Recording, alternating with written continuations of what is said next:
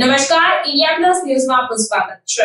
ભારતીય બનાવટના વિદેશી દારૂના વિપુલ પ્રમાણના જથ્થા સાથે આરોપીઓને પકડી પાડતી વડોદરા શહેરની સમા પોલીસ। વડોદરા શહેર વિસ્તારમાં બનતી ગુનાહિત પ્રવૃત્તિઓને અટકાવવા સારું પોલીસના ઉચ્ચ અધિકારીઓ દ્વારા જરૂરી સૂચન અને માર્ગદર્શન આપવામાં આવેલ હોય, જે અંતર્ગત સમા પોલીસ સ્ટેશન હદ વિસ્તારમાંથી ભારતીય બનાવટના વિદેશી દારૂના વિપુલ પ્રમાણના જથ્થા સાથે 2 આરોપીઓને પકડી પાડી ગણનાપાત્ર કેસ શોધી કાઢતી વડોદરા શહેરની સમા પોલીસ।